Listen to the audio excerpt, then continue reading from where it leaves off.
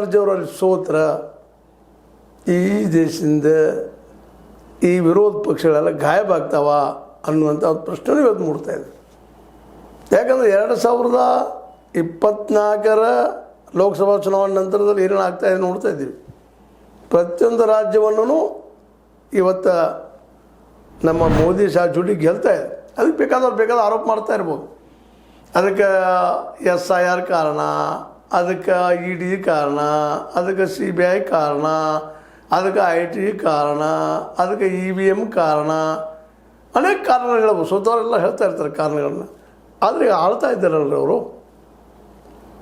ಆಳ್ತಾ ಇರೋದ್ರಿಂದ ಜಿಸ್ಕಾ ಲಾಟಿ ಉಸ್ಕಾ ಬೈಸ್.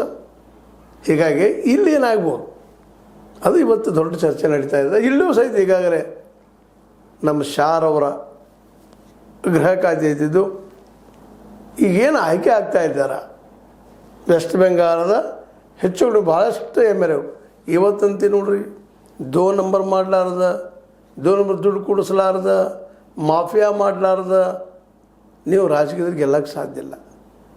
ನೀವು ಪ್ರಾಮಾಣಿಕವಾಗಿ ನಾವು ಗಾಂಧಿ ಇದ್ದೀವಿ, ಮಹಾತ್ಮ ಇದ್ದೀವಿ, ಮತ್ತೇನಿದ್ದೀವಿ ಅಂತ ಹೇಳಿದ್ರೆ ನಿಮ್ಮ ಮತ ಯಾರೂ ಹಾಕೋದಿಲ್ಲ. ನೀವು ಸಾರಾಯಿ ಹಂಚಿದ್ರೆ, ನೀವು ಮತ್ತೇನು ಹಂಚಿದ್ರೆ, 500 ಮತ್ತೇನು ಹಂಚಿದ್ರೆ, 1000 ಹಂಚಿದ್ರೆ, ಎದುರಾಳಿ ಎಷ್ಟು ಅನ್ಸ್ತದೆ ಅದಕ್ಕೆ ಹೆಚ್ಚು ಹಂಚಿದ್ರೆ ನೀವು ಗೆಲ್ಲೋದು ಸಾಧ್ಯ ಇಲ್ಲ. ಈ ಪರಿಸ್ಥಿತಿ ದೇಶ ಆಗಿದ್ದಾಗ ಸಹಜವಾಗಿ ಯಾವ ರಾಜಕಾರಣಿನೂ ಭ್ರಷ್ಟಾಚಾರ ಮಾಡಲಾರ್ದ ಇಷ್ಟು ಹಣ ಗಳಿಸೋಕ್ಕೆ ಸಾಧ್ಯನೇ ಇಲ್ಲ. ಹೀಗಾಗಿ ಈ ಒಂದು ಎಲ್ಲ ಅಂತರದ ವೀಕ್ನೆಸ್ ಗೊತ್ತಿರುವಂಥ ಮೋದಿ ಶಾರ್ ಅವರಿಗೆ ಈಗ ಅಧಿಕಾರದಲ್ಲಿದ್ದಾರೆ. ಅವ್ರು ಏನಿದ್ರು ಅವ್ರ ಮೇಲೆ ED ಅಟ್ಯಾಕ್ ಆಗೋದಿಲ್ಲ, CBI ಅಟ್ಯಾಕ್ ಆಗೋದಿಲ್ಲ, IT ಅಟ್ಯಾಕ್ ಆಗೋದಿಲ್ಲ ಅನ್ನೋದು ಸೇಫ್. ಈಗ ನೋಡಿರಿ, ಇಡೀ ದೇಶ ತುಂಬ BJP ಎಷ್ಟು ಜನ ಶಾಸಕರು, ಎಷ್ಟು ಜನ MP ಗಳ ಮೇಲೆ ಕೇಸ್ಗಳಾಗಿದ್ದಾವೆ.